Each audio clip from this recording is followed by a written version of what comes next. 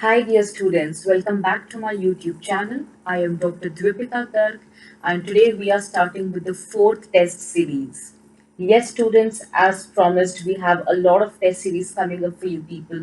I hope you have all attempted the first three test series that were put up. Yes, I would request you people to go through my previous videos before you start attempting these test series so that you can form a link and there is more synchronization. Okay, because ortho is not something which can be covered overnight or which is sufficient just by attempting the test series. Also remember students that around 20 to 30% of the students, they're not very thorough with orthodontics and with the medical subjects. Okay, so yes, they do all other subjects really well and leave behind this strata of subjects, right? So we don't want to be the ones who are left behind. I want you guys to have a little extra edge, okay, wherein you are thorough with orthodontics as well as all the medical subjects. So yes, all those who have messaged me saying that you have scored 8 on 10, 7 on 10 on my previous videos on the previous test series. Congratulations, you guys are doing really well. Okay, as we move on onto the coming test series, I want you people to get a 10 on 10. So yes, again the same thing. Start attempting MCQs along with me. Take a pen and paper when the question is displayed. Write on your option, okay, and evaluate yourself so that you know where you are standing. Along with this, keep attempting the previous questions. Keep seeing the previous videos, and yes, so that you are done with the entire orthodontic thing. And I hope you all have subscribed to the channel so that you get a notification whenever I'm uploading a video. And yes, whichever subject or whichever topic you want, mainly topic, yes, in ortho, or any thing in any subject in medical, whatever you want to be covered first, you can always write down in the comment section below. That particular topic would be taken up first for sure. Okay, so with this background, let us start with the test series 4. Few common instructions every time which I'll be giving you people is that your NEET MDS exam has 240 set of questions. Each correct response will give you 4 marks. Each incorrect response will help you in negating your marks. Okay, so -1 would be there. And any unattempted question will give you 0 marks. Okay, and yes, things to be remembered, image-based questions and patient-based questions. These two are the new things which have been introduced into NEET MDS exams.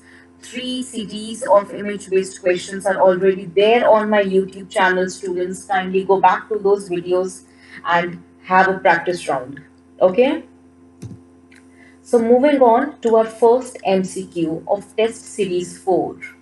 The first question is, primary second molar, okay, primary second molar usually erupt at what age? So your deciduous second molar erupts at the age of 20 to 30 months. Okay, so by 2 years of age or 2.5 years of age, our primary second molar erupts. Erase. All right, so your primary second molar erupts. Okay, I hope you have got this question correct. In case this question is wrong, I would request you people to go back to your pedo books or ortho textbooks and know the chronology. First is to know the chronology of the eruption and the time of eruption. Okay, chronology for eruption of deciduous teeth is A, B, D, C, E. That is a central, lateral, first molar, canine, and second molar. Just knowing the chronology is not enough, knowing the timings is equally important. Okay. Moving on to the next question we have is, compared to a permanent tooth, abscess in a primary tooth is more diffuse because, okay, so suppose we have a, suppose this is a permanent tooth, okay, and this is a primary tooth. So if we have an abscess in primary tooth, it will be more diffuse as compared to an abscess in the permanent tooth. And they are asking the reason for this. This is because the surrounding bone is less dense. Two roots of primary tooth are farther apart. Pain is less, therefore abscess is not detected. Young patients are less resistant to infection. Now let us make use of elimination method. Young patients are less resistant to infection. Incorrect. Pain is less, therefore abscess is not detected. Does not make sense. Root of primary teeth are farther apart. Okay, they are farther apart, but does that have anything to do with the abscess being diffused? No. So the correct answer is surrounding bone is less dense. We know that if this is a primary tooth, the bone surrounding it will be less dense since it's just a primary tooth right now. Okay, so the correct answer for this question is option A. Moving on to the next question we have is, a stainless steel crown should normally extend below the gingival crest by 1 millimeter. Okay, so there's nothing to explain in this. These questions are easy and very obvious. If a stainless steel crown does not extend below the gingival crest properly, okay, if it is say 0.5 millimeters or something, there would be food accumulation in that area. Food accumulation leading to plaque accumulation followed by calculus formation, and the area becomes difficult for the patient to clean. Whereas on the other side, if the stainless steel crown extends beyond the gingival crest by more than 2 millimeters or 1.5 millimeters, then it will go down and impinge onto the sulcus area. Okay, and that will lead to continuous impinging to lead to injury, which will eventually lead to gingival attachment loss. Okay, and periodontal diseases. So yes, the ideal length for extension of stainless steel crown below the gingival crest is 1 millimeters. The next question which we have, okay, now this is a little tricky question. Pre-normal occlusion is, so occlusion can be pre-normal, it can be normal, or it can be post-normal. Okay, so these are the three terminologies in relation to occlusion. So pre-normal occlusion is class 3 occlusion. Normal occlusion is our class 1 occlusion. And post-normal occlusion is class 2. So students, this is very important. I want you guys to remember this thing. There is a terminology which is known as pre-normal, normal and post-normal occlusions. Pre-normal occlusion, as shown in the figure, it is a class 3 malocclusion. If there is class 1, that is normal. If it is class 2, it is known as post-normal occlusion. Okay, I hope the things are clear to you people. Okay, just don't simply listen to the video, just try to analyze also. Okay, analyze, learn and understand. In case you already knew what a prenormal occlusion is, then very nice, because this is a tough question. Okay, so I hope you all are attempting the questions along with me, right? Moving on to the next question. The mid-palatal suture is most likely to open at which of the following, okay, that particular thing is hidden, but at which of the following rate of expansion? Okay, so now we know that palatal expansion is of two types, rapid and slow. I think this is something which we have done multiple times. Okay, palatal expansion can be rapid and slow. So whenever we are going for palatal expansion, how do we come to know that palate is actually getting expanded? Okay, so to what investigations do we do to make sure that the palate is getting expanded? So our investigations are divided into two things. One is clinical investigation, one is radiographic investigation. Clinical investigation includes looking for a midline diastema. This is the first clinical sign which you'll come across if you have given an expansion device. If you are expanding the palate, how do you come to know whether the palate is getting expanded? Clinically, you will see the presence of a midline diastema. And radiographically, what you will see is opening up of mid-palatal suture as evident in the radiograph.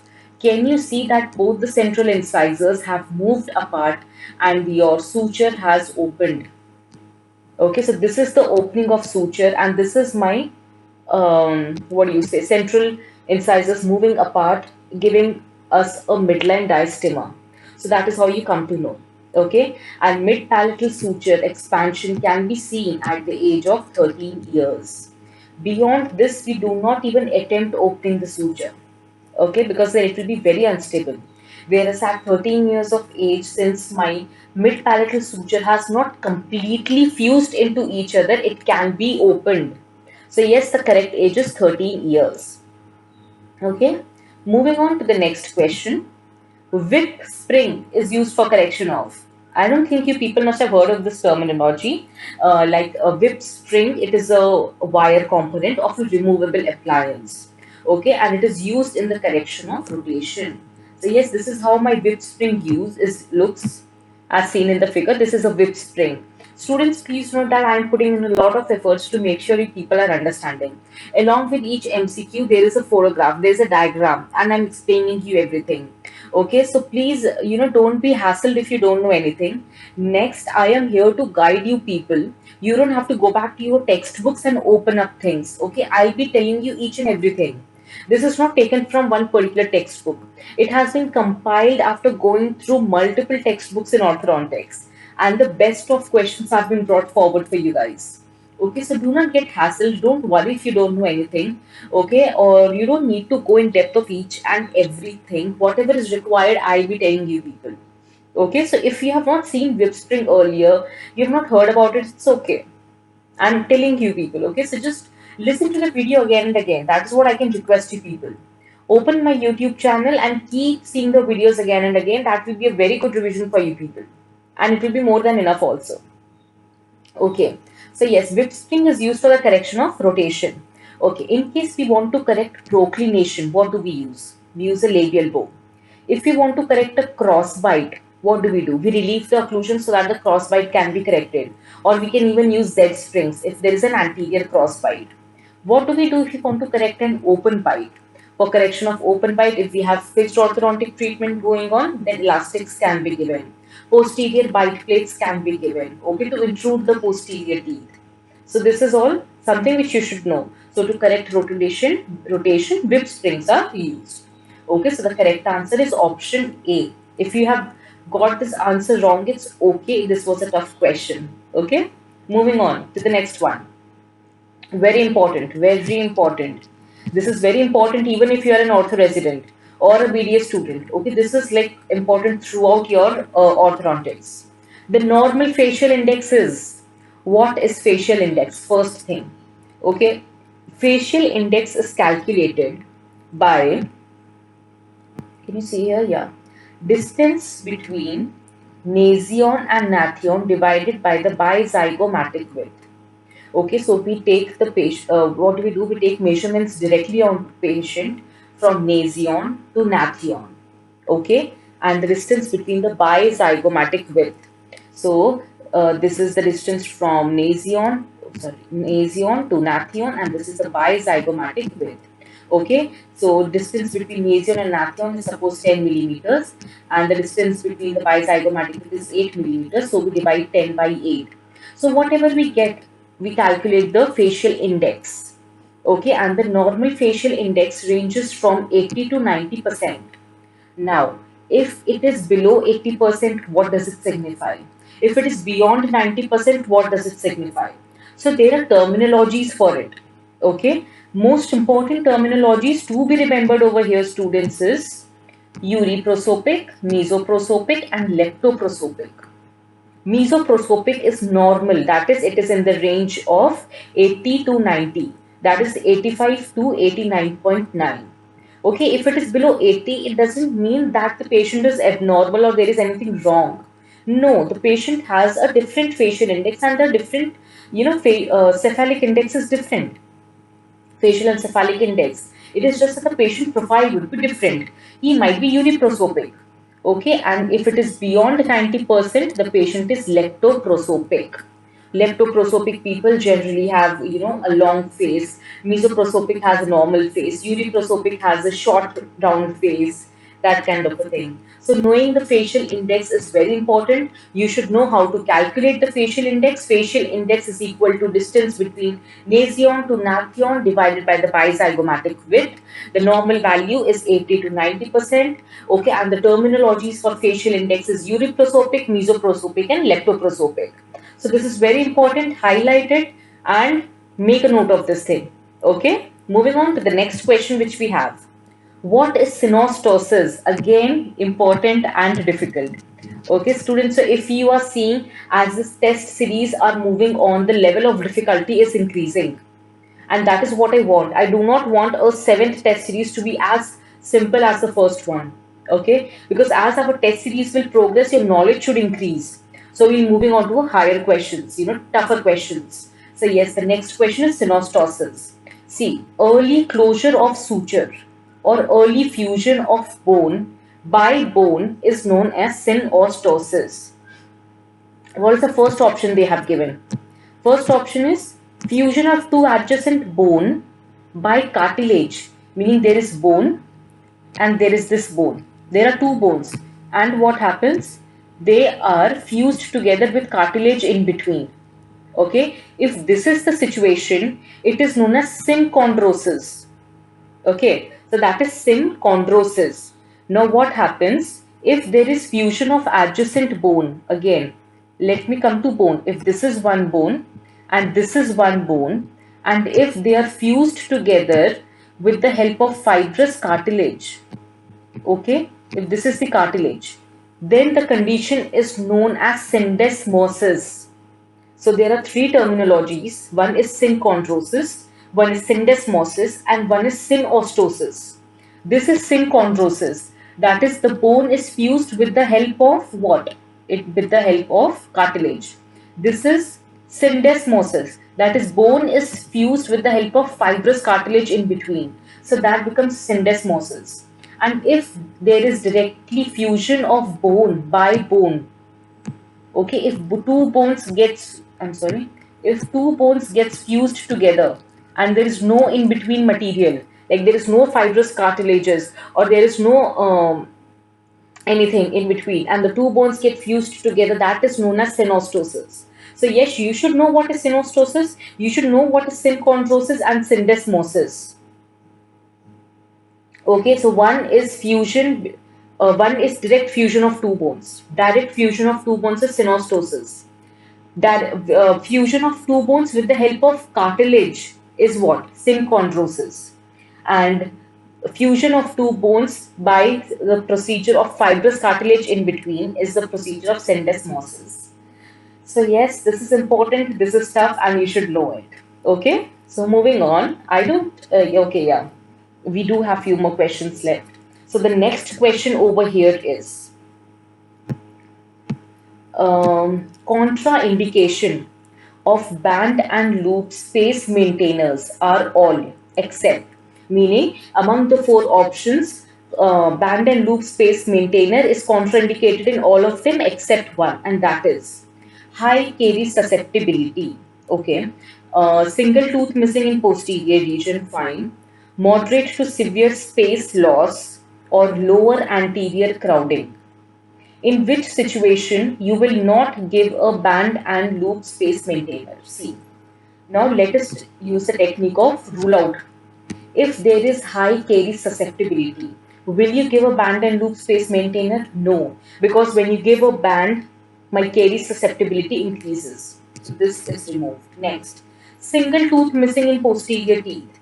Okay, if there is a single tooth missing in posterior teeth, yes, you need to give a band and loop, definitely. Okay, moderate to severe space loss. If the space loss is so severe, okay, then we will not go for band and loop space maintainers. Rather, we would replace it with a prosthetic prosthesis. Okay. Next, lower anterior crowding. If there is lower anterior crowding, why should we give band and loop space maintainer? What is band and loop space maintainer? I'll tell you the photograph. Okay, so the correct answer over here is single tooth missing in posterior region. So yes, if there is a single tooth, suppose say first molar missing in the posterior region, you can give a band and loop space maintainer. Okay, next question. Which of the following orthodontic appliances allow passive expansion? Please note this terminology, passive expansion. If there is a terminology like passive expansion, there has to be something which is known as active expansion. Okay, this doubt should come into your mind. Now let us look at the options. Transpalatal arch. Yes, transpalatal arch helps in expansion. Quad helix, yes, it is given for expansion. Frankel is not primarily indicated for expansion. RME, rapid maxillary expansion, is for expansion. So if you see, RME is for active expansion. Quad helix is meant for active expansion. Even TP is meant for expansion. So only I am left with Frankel. Frankel is the option which allows passive expansion. Meaning when you give a Frankel appliance into the patient, there is no active expansion which is occurring. The buccal pads which are present in the Frankel appliance will eliminate all the unnecessary forces which is acting on the dentition from the buccal mucosa. So all the heavy forces acting from buccal mucosa onto the dentition is removed because of the buccal pad thing which you give in the Frankel appliance. So as a result, all these forces are eliminated and my maxillary or mandibular dentition are allowed to expand because of the force of the tongue, and they can go back to their normal and original expanded state. So yes, the appliance which allows for passive expansion is your Frankel appliance. Okay. Now, which of the following does not function as a space maintainer? Among the four options given to you, which is not a space maintainer? Lingual arch. It is a space maintainer. So this option is eliminated. Stainless steel crown. Definitely it is a space maintainer. If the patient has caries, what you will do is you will restore that particular tooth. You will do a pulpotomy and pulpectomy as per the requirement and go in for a stainless steel crown so that my arch length is preserved. So this option is eliminated. Class 2 restoration. It is a primary method of space maintenance. Students, what do we always prefer for space maintenance is a restoration, a class 2 restoration. So even this option is eliminated. What are we left with? We are left with palatal expander. Okay, the option D is palatal expander. This does not function as a space maintainer. My palatal expander is used for expansion of palate. How will it act as a space maintainer? Okay, so the correct answer is D. So yes, now this was basically related to the previous questions, but now I can tell you to identify these figures. This figure which you see here is a band and loop space maintainer. The figure which you see here is a Frankel appliance. Okay, so this is a Frankel. This is just a second. Let me erase this. Okay, so this is a Frankel appliance. So do you see these buccal pad area? Okay, so this will remove all the unnecessary forces which are acting on the dentition and allow for passive eruption. Okay. So yes, these were your set of MCQs for today's round. I know they were difficult. I completely understand because we are increasing the level of difficulty now. So even if you have got a 6 on 10 or 7 on 10, it's fine. Don't worry, don't panic. But yes, study hard. Okay, work very hard. Okay, go back to your textbooks and revise your concepts. In case things are not understood, come back to me. Write down your doubts in the comment section below. Okay, and go through all my previous videos because there will be always linked to these MCQs. I'm not putting up random videos or random set of MCQs. All these previous MCQs were covered in my previous videos from my previous lectures. So yes, you need to go through the lectures first and then I want you people to attempt these MCQs so that you get a 10 on 10. Because once you start getting 10 on 10 on these MCQs, no, it will boost up your confidence and your morale. And that is very much important because I want you people to stay motivated during exams, right? So since we all know that hard work always pays off, I want you people to start with your preparations thoroughly now and start attempting all the test series which I'm giving you people.